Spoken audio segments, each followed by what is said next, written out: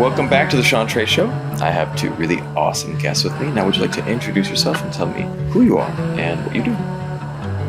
Sure. We together are Liondance Records. This is Courtney, my fiance, and I'm Majelen. And we own a recording studio it was on the Gold Coast in Australia, but now it's in a bus. So that could be like anywhere in Australia. That's awesome. It's literally in a bus. Now, tell me about the bus project, because this is one of the coolest projects that I've seen in a long time. Oh, thank you. We think that some days, and some days we think, what the heck are we doing? Right. But, it's pretty cool. We kind of wanted, because of COVID, we kind of have realized how much musicians have really been hurting for the last little while. And so we wanted to be able to just make a recording space accessible for everyone, basically. And that includes people who can't make it into cities. And in Australia, there's obviously a lot of the country that's not a metropolitan city area on the coast. So people like, for example, I lived in Rockhampton for 3 years. Which is about 12 hours north of Brisbane. Mm-hmm. Yeah, it's a big drive. In Queensland. Can I just interject really quick?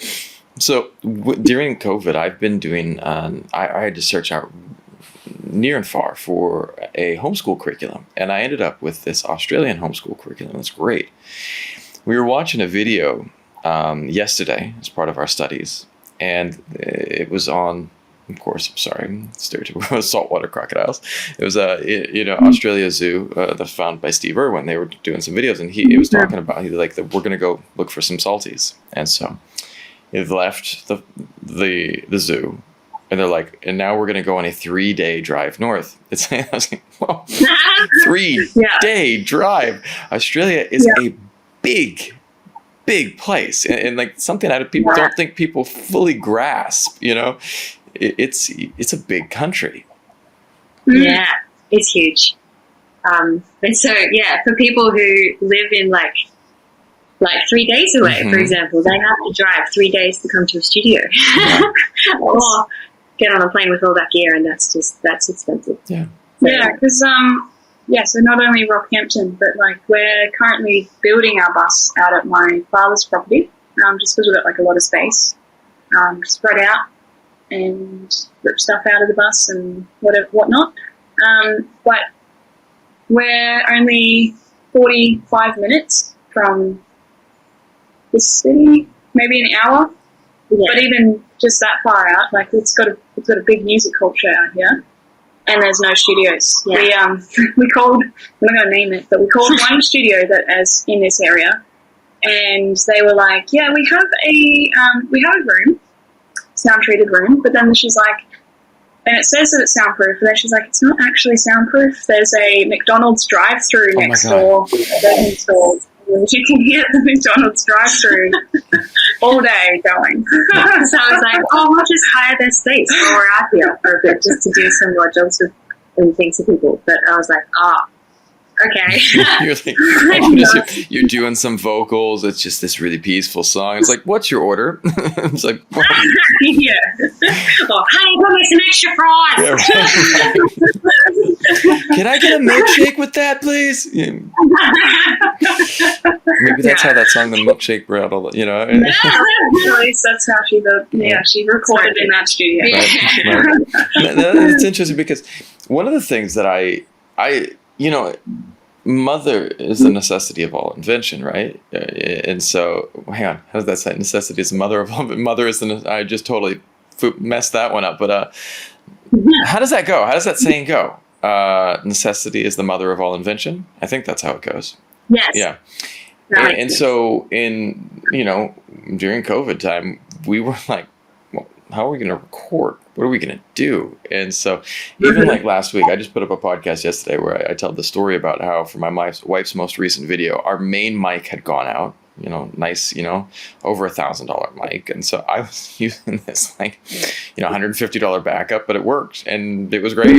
And then, on the music video, my daughter was the director. 5, I gave her the slate so she could have something to do because we didn't have anyone to watch her. And then I, set up 2 cameras. I was the direct videographer, editor, lighting.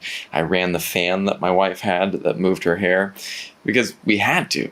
It was just like I didn't have access to a full team. I didn't have access to all this, and it worked great. But you have to, have a little degree of ingenuity and kind of. And one of the things that I interview people that have these beautiful studios with like tons of vintage mics, but I can't get to them. And like I was like, sit there, and my friend is like, this mic was from 1962, and I'm just like, this is so beautiful, it's so nice, but like, one of the biggest things is like, creating a space where people have access is a huge deal, because one of my biggest things is that I'm a huge proponent of building the arts, in schools and such, because we don't know if the next Michelangelo or Leonardo or, John Lennon or Bach or Mozart is sitting in some school without access to creating something. And by creating like access, and I love what, CD Baby, Dish Your Kid, TuneCore are doing for the music industry, because anyone can put stuff up. And that to me is all good, because certainly we're going to get flooded with a lot of mediocre content, but we're also going to get a ton of great content, and that's awesome. Now, you guys are doing your part to make this, more accessible. What were some of the catalysts that kicked it off and said, hey, we need to do this? So,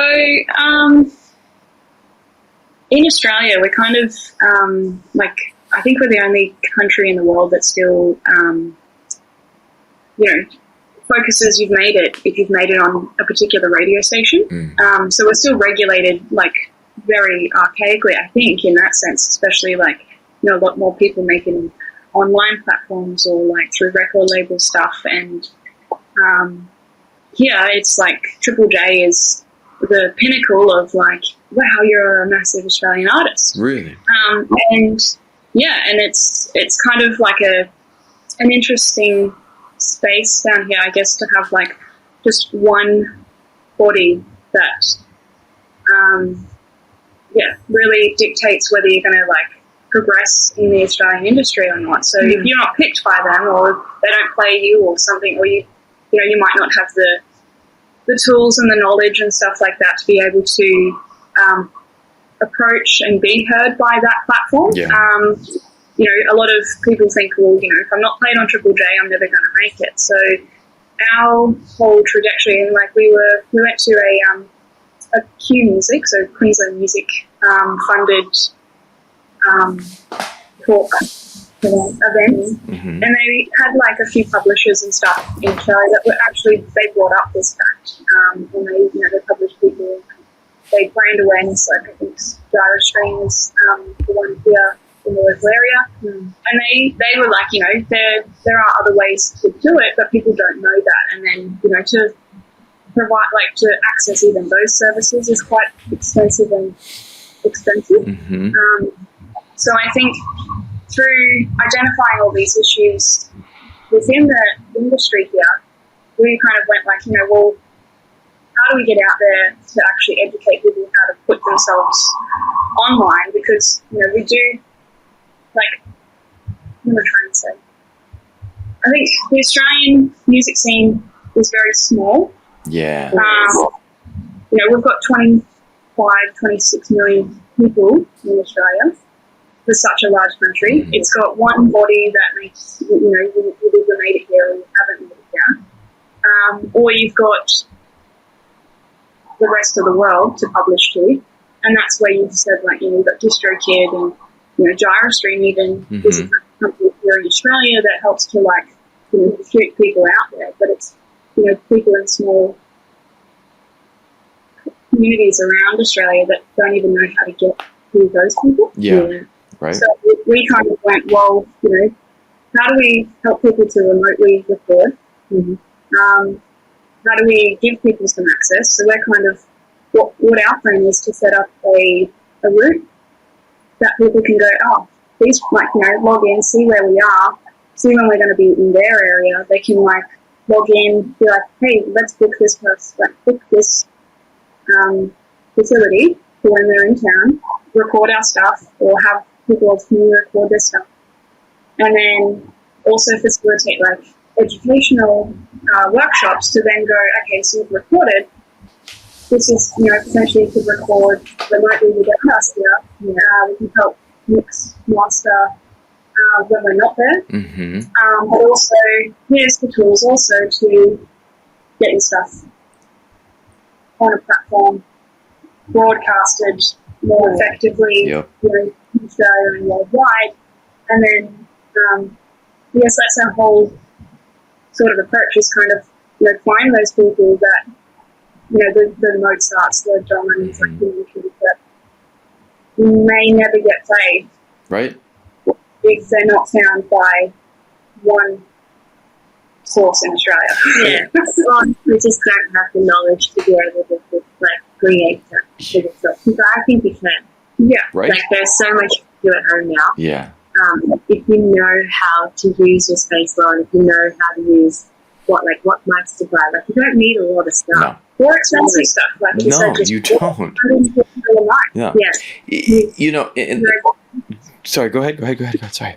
Oh, no, so sorry. I was just saying, like, $150 mic, and you can record quality sound. Yeah. It's not all about this, like, the beautiful $10,000. God knows we would all love to have that. Myself as well. So, but, if there was, like, I told this story yesterday on the podcast about, like, I'm a black belt in judo. And, I learned all these techniques, and I learned all these different throws, and I'm good at them. But I remember this kid came from Japan, who came from the Kodokan, which is like the school of judo, and he knew like 4 throws. And he was a black belt as well, but he was really, really, really good at those 4 throws. Like, he trained those things every day, and so I had this whole repertoire that I was like, I can pull from all these different techniques. And he's like, wow, that's really special. And then bam, I got slammed on the ground. And because it's not always about having more. It's about being good with what you have. And yes. And I think that's the type of thing. It's like, sometimes some of the greatest records in history are just a simple guitar, simple drum kit, and clear, good vocals, and with nice harmonies and such. It doesn't take much. It just takes being creative. I mean, look at. Well, go ahead. There was that lady that brought out that song, and it's pretty. It was just her singing, and then I think at one section where it, like, she needed to create a bit more of a build. Sarah Burlesque. They know that punk rocker? Yeah. Punk rocker. You know that song? No, I'll have to take a look. No, I'm going to look it up afterwards, though, but that sounds it's just vocals, and then I think one tiny part has a simple, like, oof, oof, oof, oof. That's it. It's an harmony. Yeah, that's it. And it was, like, in the top 40. It was, right. If you go back into, like, you look, I like going back to Bob Dylan stuff, early Bob Dylan, where he's sitting there, like, just with his guitar, and he's plucking, and it's a cheap old mic, it's just somewhere out in the middle of this, like, state fair, and it's like but it's one of the most beautiful recordings I've ever heard, because it's just like this vintage Dylan, with his acoustic guitar. Mm-hmm. It was just because the focus was not on the all of the best gear. It was just about capturing this sound, capturing authenticity. Yes. And that, to me, is where it's at, man. No. How did you get into music? I know there's 2 stories here. How did each of you guys get into music? What was the beginning of your musical journeys? I guess for me, I don't even remember my first thing, like, as that thing. And I've just always, that's just been me. Like, it's just my thing, I guess. And I didn't, like, yeah, I was one of those kids that was very quiet in school. Like I didn't really talk much at all. But I found that music felt like my first language. Even though obviously I speak English, but No, that makes sense. And yeah, and then I went to uni and I studied jazz guitar at uni and toured in bands all over Australia and around the world and stuff. And then I also and actually in high school started getting into like doing live sound for shows and things, and then continued that through uni, and then just started producing.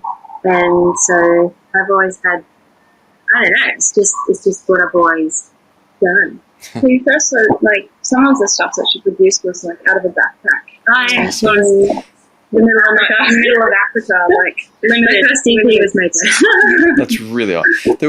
There's this I geek out on Instagram, and there's one of the hashtags I love is like producer setups, hashtag producer setups. Oh, yeah. And it's interesting because there are some amazingly beautiful, huge built-out studios that are just like, wow. Mm-hmm. But the ones I love the most, I love the people that are like doing mobile producing. And like, like this person's, got a computer and two tiny monitors and like their beat pad or, set up, and they're, and the view is like the African savannah or, it's something else. It's like, you don't need all that. You just need, you need simple gear and your inspiration. And at that point in time, you can create all this magic, which is so cool. No, I'm not letting you slip by. How did you get into music? Well, Courtney has a great drunken trumpet career. Oh, do tell. Do tell. no.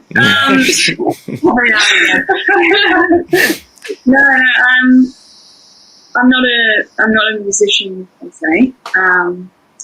I've always been a talented car karaoke soloist by myself. I respect that. So yeah, and I guess we're joined together because I keep my time. And when we actually just met just before Australia went into lockdown, I think it was like a week before we went into lockdown in 2020, so it's like March. And we're like, I owned my own business, and Helen was like doing music and everything. And with the lockdown, it was like, okay, well, let's change things up a bit. And we decided to rent a warehouse together to work both of our businesses out of. And it was like, let's do the recording studio. And from day dot, it pretty much started as a community give back sort of thing. So what we originally started doing from the studio was doing podcasts like this, and we'd have local musicians from the Gold Coast area come and perform live, sit down and have a chat with us about anything they wanted to, right. Just so that they had some content to still give to their fans. And we did that free of charge, and Dylan did like a full live recording and mixed and mastered. Which is so cool, right? It's so cool because it is like that's what I was explaining to someone the other day. I said this podcast for me is so because I want to meet awesome people. I want to grow my content, but at the same time, I want to give people something they can share, they can show, and God knows, like, universe, I would love to create this if you can help me. I would love to have if I get some type of budget so that I could travel to places and show people in their element. So, I would love to be the, like I said, before we started, my favorite show when I was a kid was this guy who would rebuild these old houses, just like, that was awesome to me. I would love to go and, have a budget to fly to Australia and to see, once you guys are, out there in your van recording for people. That's so cool to me. And I think those are the types of stories we need to be the world needs to hear. Certainly, no hate against all of these celebrities out there, but I feel like we're inundated with the ins and outs of their lives. I was this on like a major news network yesterday, and it was like, so-and-so's baby took their first steps yesterday. I was like, that's great. I'm happy for that baby. I'm happy for those parents. But there are tons of other stories that you guys really could be focusing on right now that are just as important, if not more. Possibly more so. Possibly more so. That's my...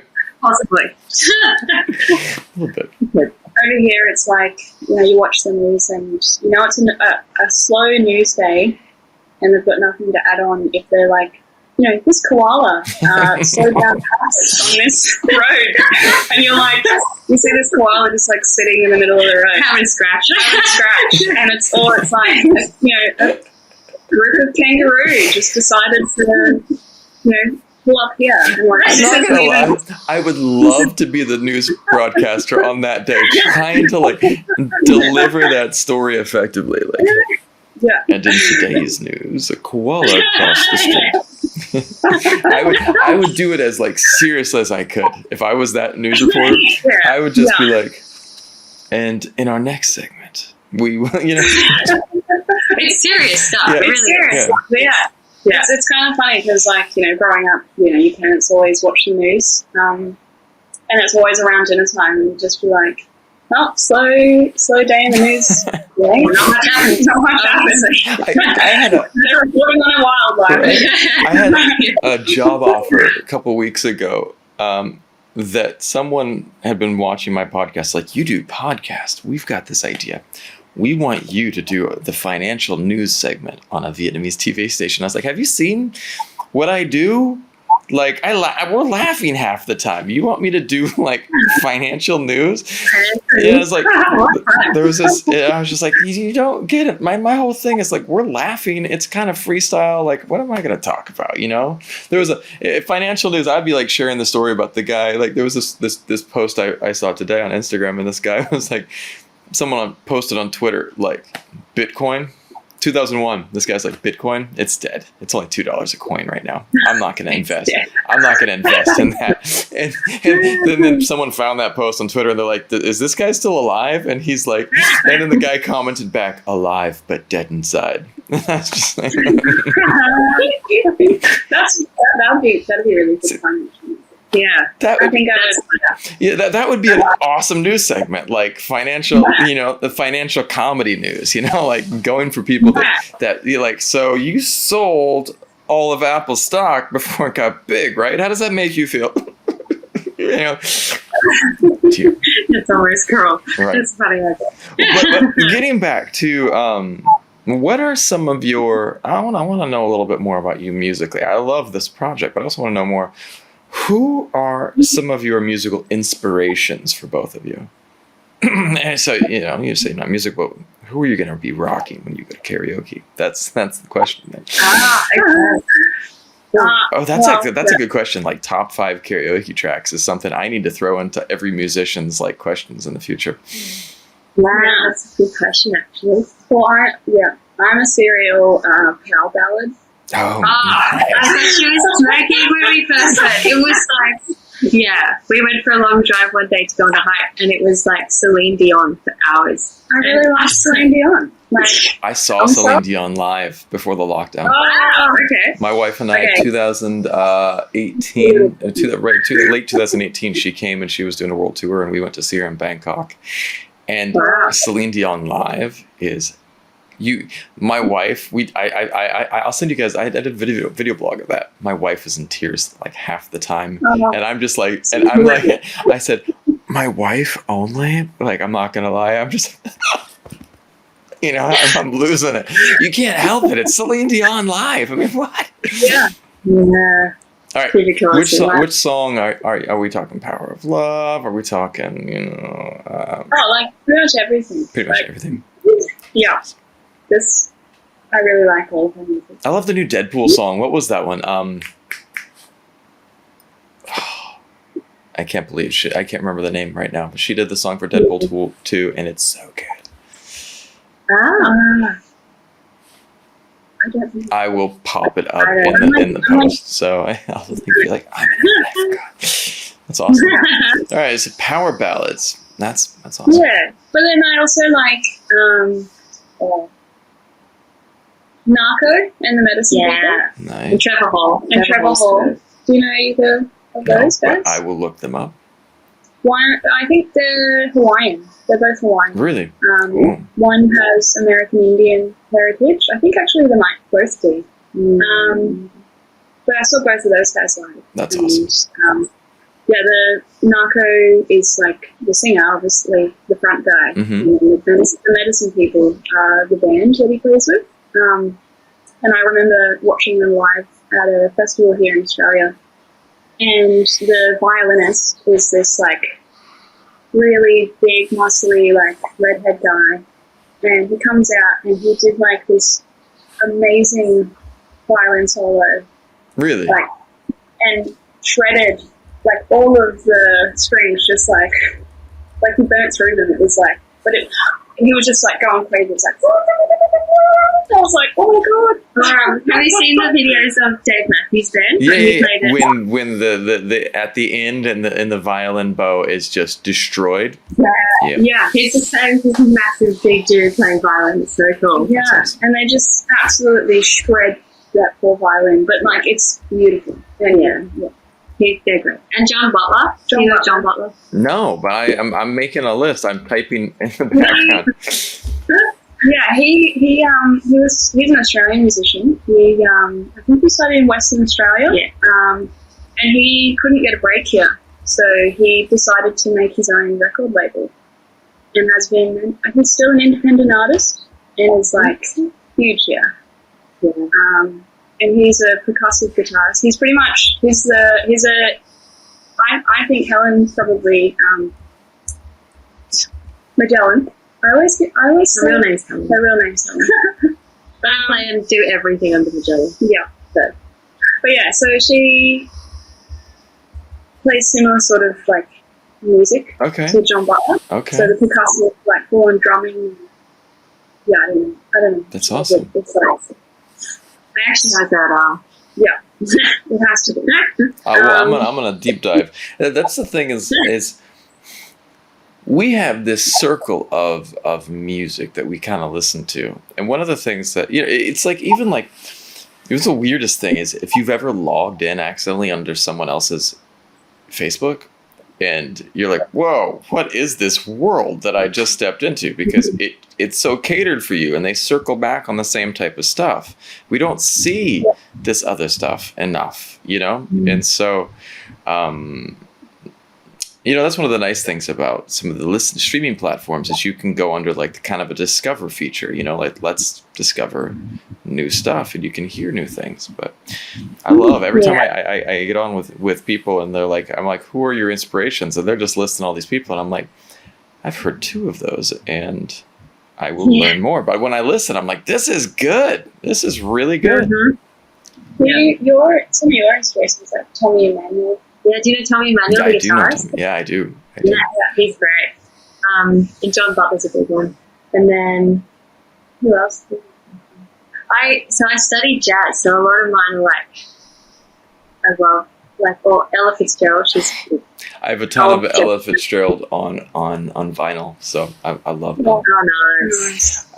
One of the things I did for my daughter when we started homeschooling, I was like, well, her mother's a professional singer, and her family is super musical. And so I'm not trying to, create this career in music for her, but I am going, there is an aptitude for music. There's an ability that's just going to be inherent. And let's listen to good music, So I bought a bunch of cassettes, I bought a bunch of CDs, and I bought a bunch of vinyl, and I was like, because I'm sorry. I'm a purist. If I'm listening to 80s rock bands, I want to listen to an 80s rock band on a cassette. Why? Because that's how everyone heard it. You know what I mean? If we're listening to some Bon Jovi or Van Halen, I want that tape warble in there because that's how it was listened to. If you were listening to Frank Sinatra or Ella Fitzgerald, I want that vinyl sound. I want that, so that you get the little clicks, and it's special like that, because that's how people at that time that heard it also heard it. Granted, digitally remastered re-release of Frank is beautiful because you can hear him like it was live, but still, I love the old stuff. It just sounds fun. Yeah, I'm so glad vinyl's coming back. Like, Right. vinyl sales in the US, I can't remember what it is. It was like huge. They're like close to each other. Yeah. Yeah, it's definitely been catching up for like over a decade now. Well, and there's the cool feature that some of the distribution platforms, I think, have a vinyl option. Like you can go, and I was like, that's awesome.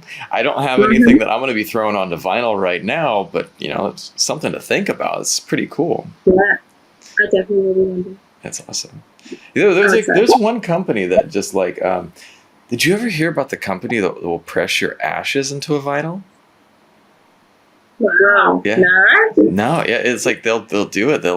They'll turn you into your favorite when you pass. They'll turn you into your favorite songs. Oh, it was I'm thinking it'd be like an exorcist, and we like put the vinyl like.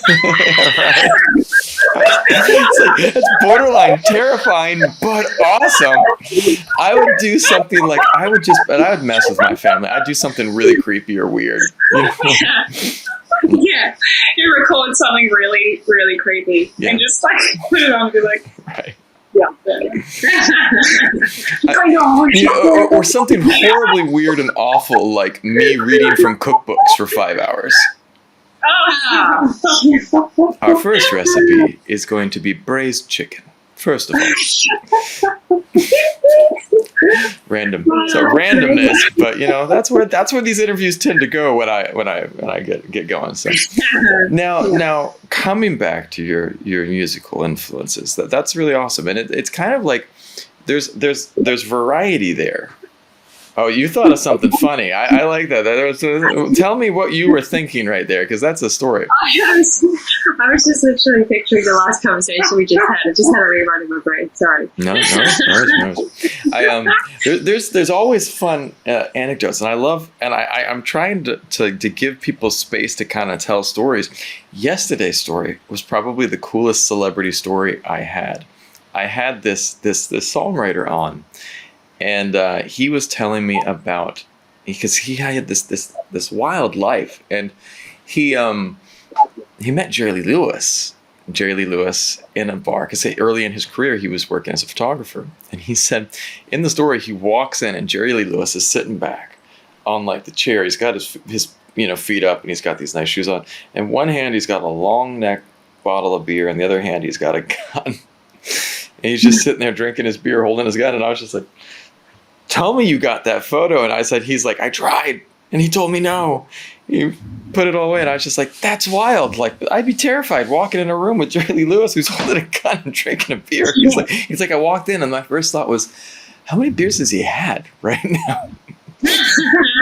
But I mean, you got to give people's experiences are so awesome, because you never know what type of gems and stories people might have.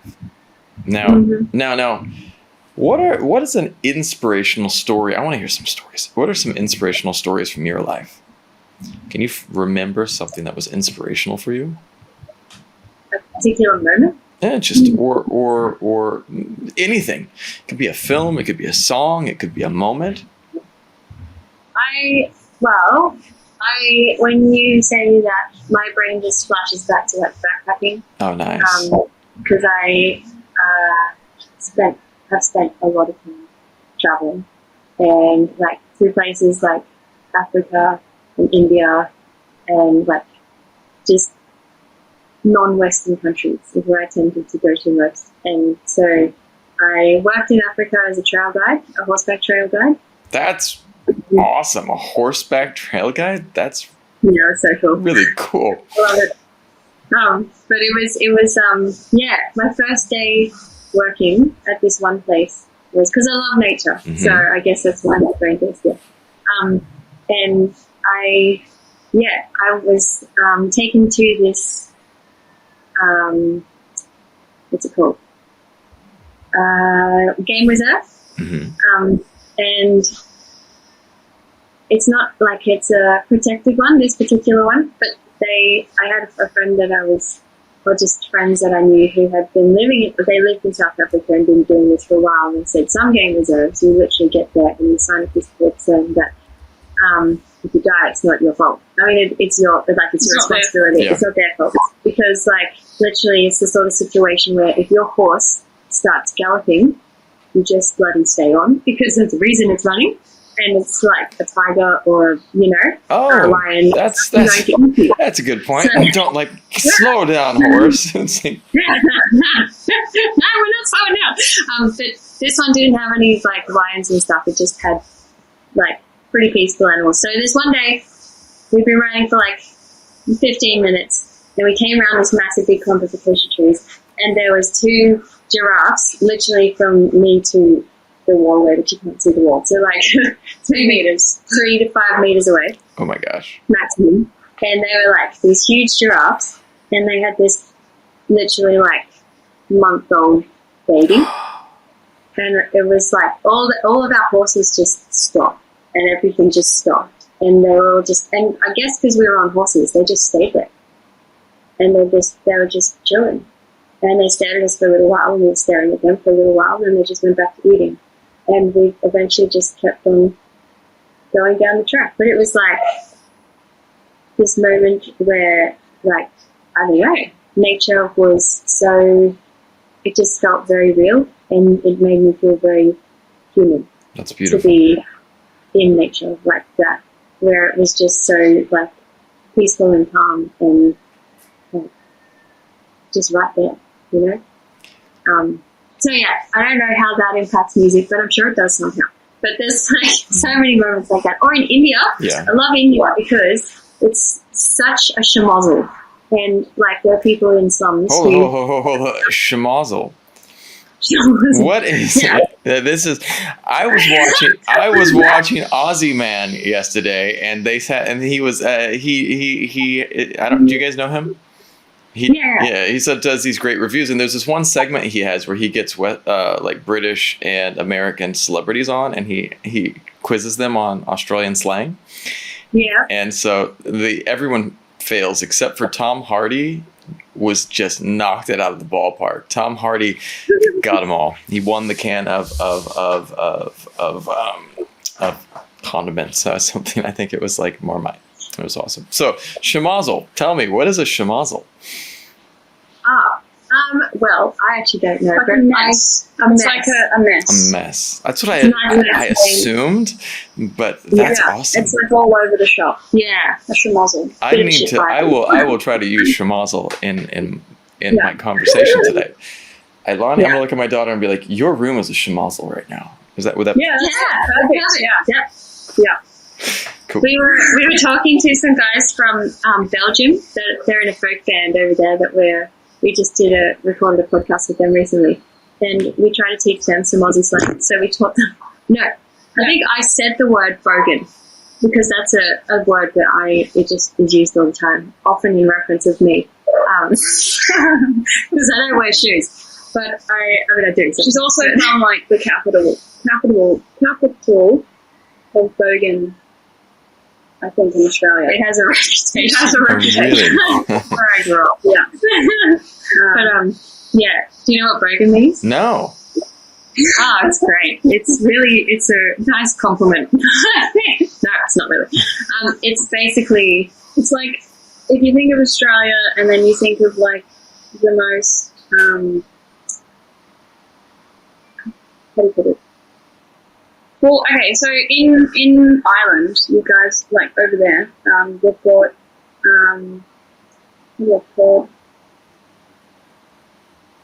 they're not gypsies, but they live in the trailer parks and stuff. Oh, towers. Whatever Brad Pitt played in like Fajicha, in the movie Snatch. Yeah. They're like, socially economical. Yeah. They considered like, not the top. Not the top. So that would be Bogan? Bogan. Yeah.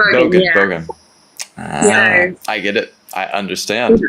So it's like a gypsy traveller that like, but they're not travelers. They just kind of sit around and drink beer.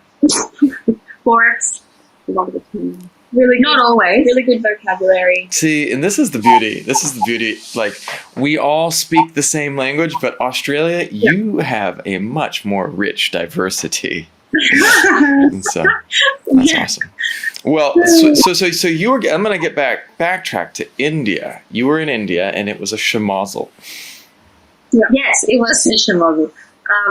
But it was also like, I find it to be one of the most beautiful places that I think I've been to, and I think I find it that way because it makes you stop and think so much because of what's going on around you. Because like there are so many people who, because I went over and taught English the first time I went in schools and stuff in slums, and so I've been a couple of times now, and will be going again once I'm out of Australia. But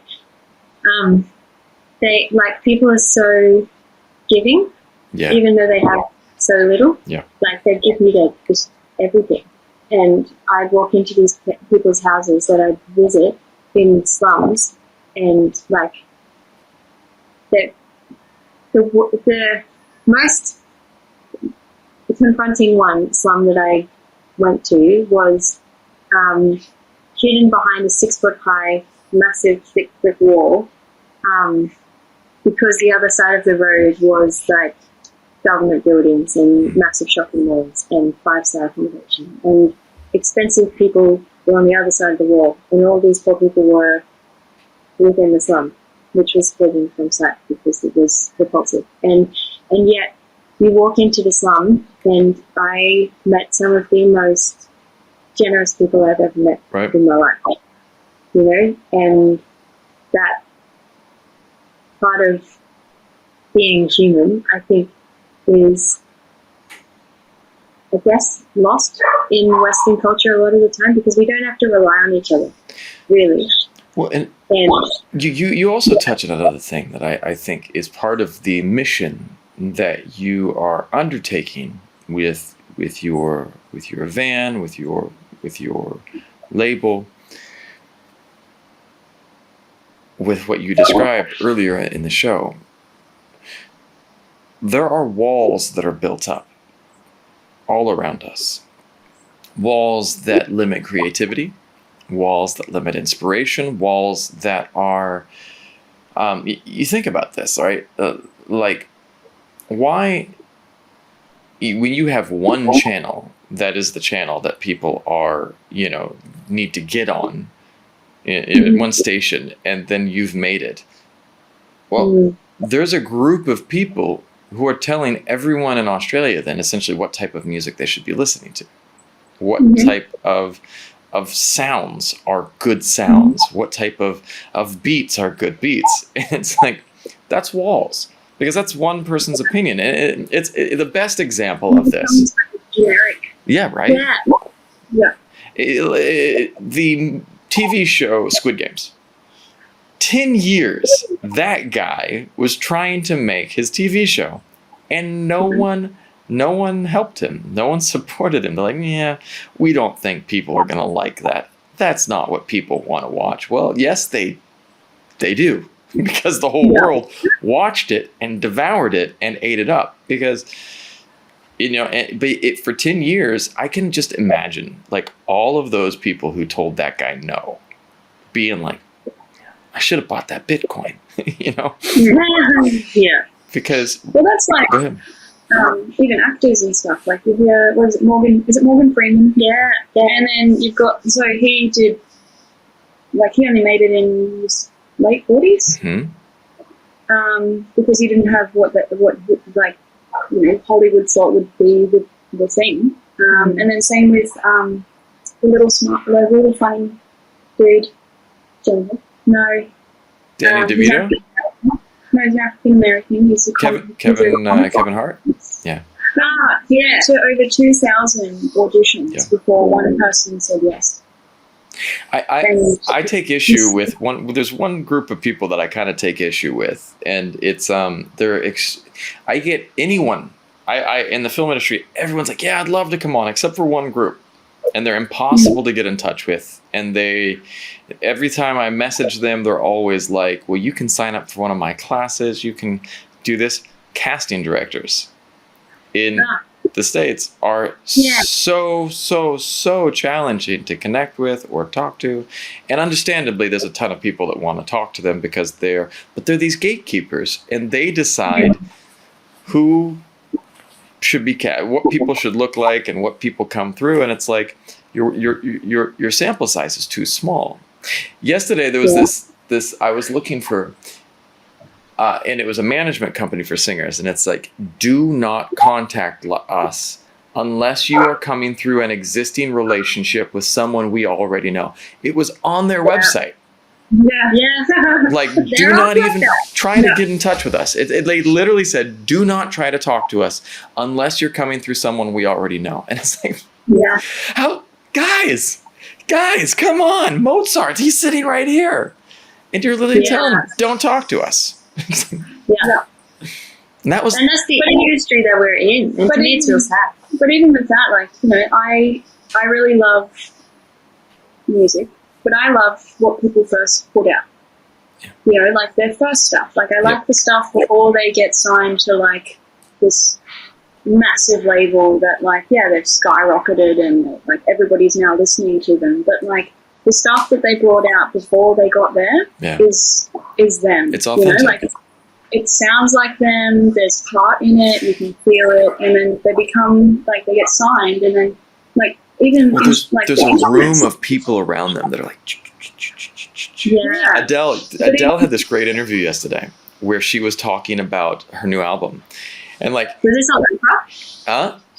Was that on Oprah? No, it wasn't Oprah. It was someone else. I'll find it and I'll send it to you. Okay. So it was this really interesting interview, and they were like, the studio people were talking to Adele. So Adele, we need to make sure that you have some tracks on here that the TikTok people can understand. And Adele's like, I'm not writing songs for 12-year-olds. Like, she's like, that's not my thing. I'm not doing that. She's like, they're parents that are in their 30s and 40s that have been in therapy, that have been dealing with stuff. That's who listens to me.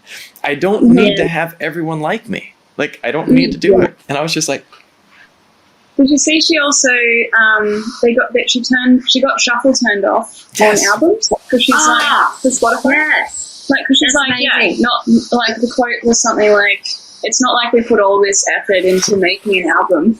Because that has a story flow.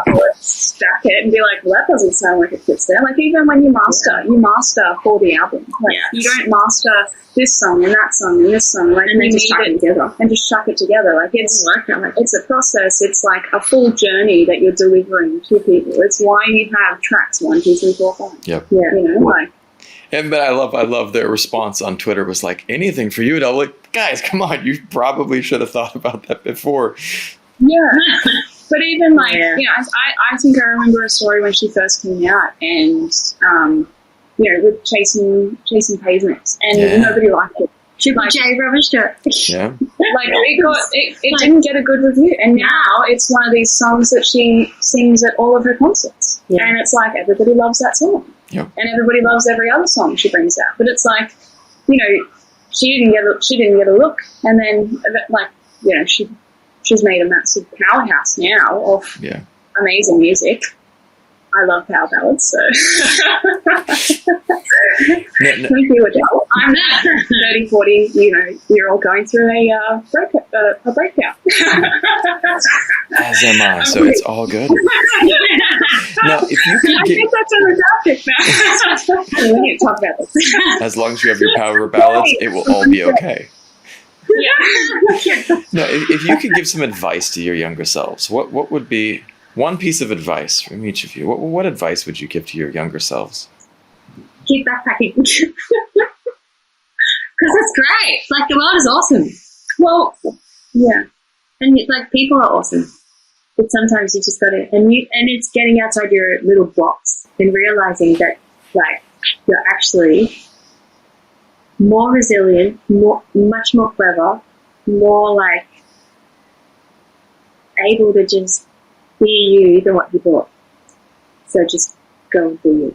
I love that. I think that's what, like, Like, I agree with all of it. And, like, I'd probably also say, the way, like, we're taught to be like, you go to school, you finish school, you get a job, or you have a gap year, Right. and then you go to university, or you get a degree, and then like you have to have a degree because that makes you that means that you've made it, and then you got to buy a house, and you got to get married, and you got to have kids, and you got to do all of these things, right? In that order. And it's like it's so much pressure, and then you've got it like, Yeah. and I've realized lately, like, buying having all stuff. Like, I used to own houses, I used to own apartments as well, and it was like I had all these things. Like, the bank pretty much owned all of it, but it looked like I was successful because I had this stuff. But it's like it's pretty much just creating a personal prison for yourself, because you're then in this space of like, well, I have to keep working, and I can't really like take a risk and expand in a space that like I feel completely open and passionate to, because I'm tied to debt, or I'm tied to like, this idea of, what we should be. And I guess, we're like also taking into account that I'm also a lesbian. Yeah. Surprise. And it's like, I think it might not be the same for people growing up nowadays, that things are becoming a lot more acceptable. But prior to that, it was like, you had to be in a heterosexual relationship, and that was like normal. So like, even in younger years, I went through those difficult times of really kind of trying to push myself into a box that I didn't fit. And it created a lot of like, anxiety, depression, and all of that. And once I just went, having things doesn't make me happy. It doesn't, and we talk about this pursuit of happiness in our culture, and happiness, I think, comes from humbleness more than it comes from things. And I think I love that. That's what I probably tell myself. It's like, forget all that shit. Yeah. Just do what you want to do, because I think if you live passionately and you live from what fills you as opposed to what depletes you, then you'll end up being more successful than anything the rest could ever imagine. It always does. Yes. I used to think all these people that would say this stuff, like, it'll just come to you. Like, I was like, it doesn't come without hard work. I feel you. You gotta, there is that blood, sweat, and tears, but there's also that, that being present as in the journey and enjoying it. My dad always drills into me that it's not about the things, it's about a life of purpose, and whatever that purpose is for you, you have to find it. You have to find it. And was that movie City Slickers with Billy Crystal? What's the meaning of life? This, and it was an old movie. I'm dating myself, but and like the cowboy guy's like, misses a meaning in life right here, and he's like, what is this? What is this? And then the guy dies and he doesn't know, and he finally figures out the meaning of life is, it's whatever it is to you. You have to figure it out. But once you figure it out, put your heart into it. Dive in. I had an awesome time talking with the two of you today. I want to say thank you so much. Thanks for having us. Yeah, for sure. You're welcome back anytime. I would love to. I'll follow on the journey as well. And once I can get a budget, I'm going to come out and film you guys going. And that sounds good. Our plan, by the way, is once we're allowed to go overseas again, we're going to drive the bus up the world. That's awesome. We're going to ship it. We're going to ship it some other way. We're not going to drive it over the water. So you're going to go all around, literally around the world with your bus. That's we awesome. want to. I think that would be so cool. And you see the sticker slap. That is something that you could really, really build on social media too. That's awesome. Yeah. Well, we do need to put some more stuff up because we've been a bit slack in what we've been putting up. But we're gonna put some stories and some, that's awesome. Yeah, bus updates so people can realize where we're up to. Yeah. It's not so much of a empty shell anymore. Awesome. Turning on the electricity today. Oh, I'll watch your stories going up then. Oh, thank you. Thank you.